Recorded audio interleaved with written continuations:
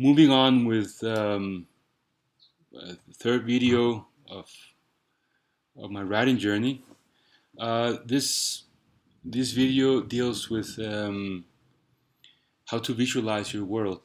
I mean, I've talked about the importance of ideas, where to gather ideas, but now that I've been gathering ideas on my work on Green Legion, I needed, because I've already done that. I needed to come up with a framework, meaning I needed to come up with a theme, and I know that most writers develop, I think, over the aspect of the writing, but I needed a powerful, ideal, something elemental, something that would keep me writing, hopefully for the rest of my life. So there are a couple of you could call them themes. They've changed over the course of my writing um, years, but some of them have remained. I mean, I could say Green Legion stands for chivalry, for healing, family, honor, obedience, and destiny.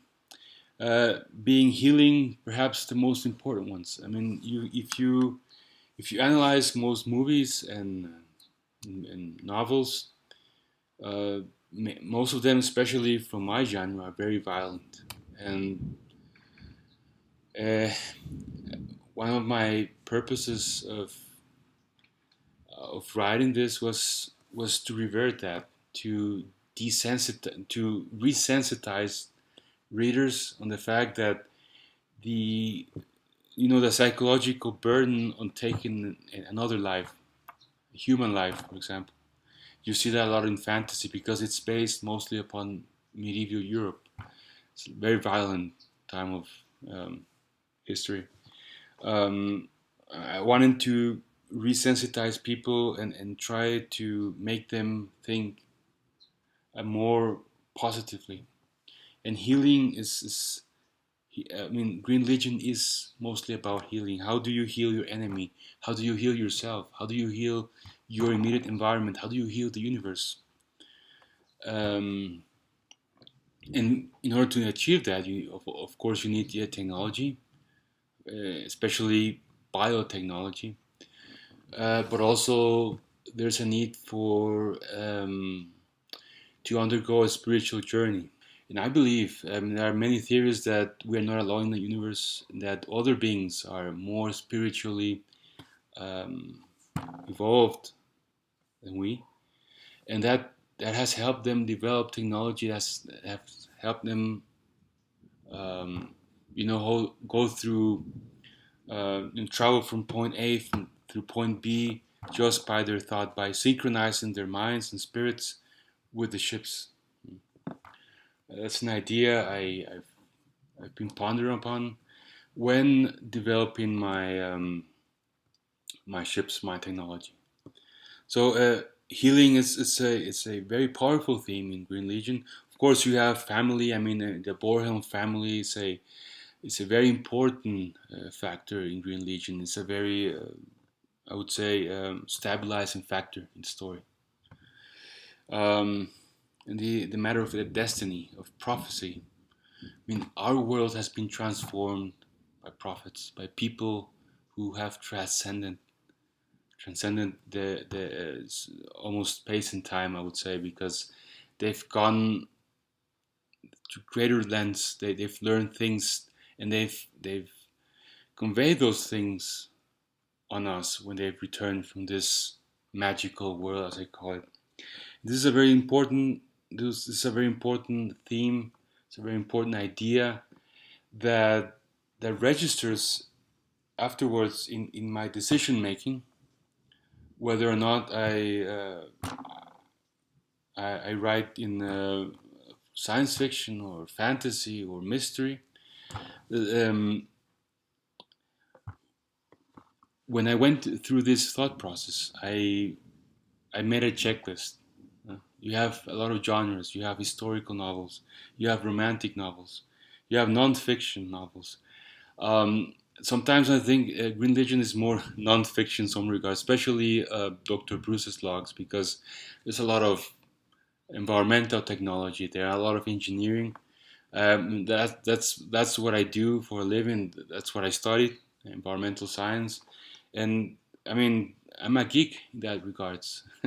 I'm a nerd. I like that stuff. I like living, having solar panels over my roof, and then um, not relying on outward sources.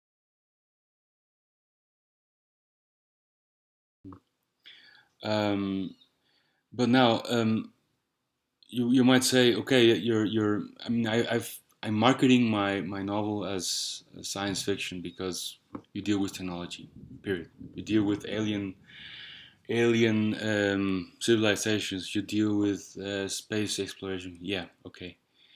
But I wouldn't call that science fiction per se because there's a lot of magic. I would say there's the spiritual aspect of the novel, and that would fit more into the realm of science fantasy or space opera.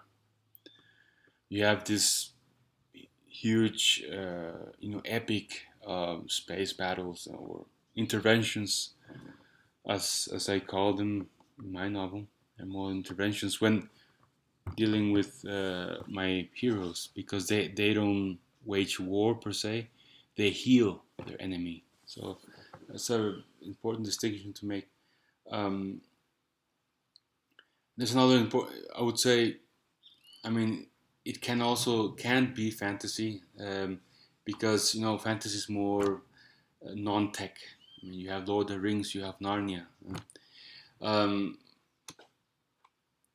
that's why space opera is more of a hybrid between science fiction and fantasy. I mean, you think World of Worlds from H.G. Wells, and you think uh, Narnia or Never Ending Story, that type of thing. So those were things I had to think about. There's a lot of research involved. You need to read a lot cross genre to make the distinction, but also you need to do research you need to read about writing and um, and understand their differences. So when I narrowed my my search between fantasy and science fiction, I did some research. I continued doing research, and I mean, uh, it comes to this: fantasy. Fantasy is speculative fiction that deals with ideas geared towards idealistic settings and civilizations. You think about the elves, Lord of the Rings. You think about uh, Narnia, the Narnians, for example. There's almost fairy tale type of um, civilization. Um, when you think of a setting, most fantasy stories take place in a medieval Europe type of setting. You have Game of Thrones. Game of Thrones was based upon England. The War of the Roses in England. So you have this feud between, um, you know, um, English kings, and and there you go. I mean, so the armor, the technology of the time, the political organization, everything is based. And you have that as your template. Then you have science fiction.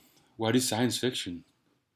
Science fiction is speculative fiction dealing with the implications of technology and scientific knowledge. Usually takes place in outer space or in the future. It also involves spaceships, droids, and alien life. Basically, according to Orson Scott Card, if you want to make a quick difference between fantasy and science fiction, is in the engine that propels your world. In fantasy, you have magic. You have the magic element. Everything works through magic, whereas science fiction, magic is supplanted by technology. Um,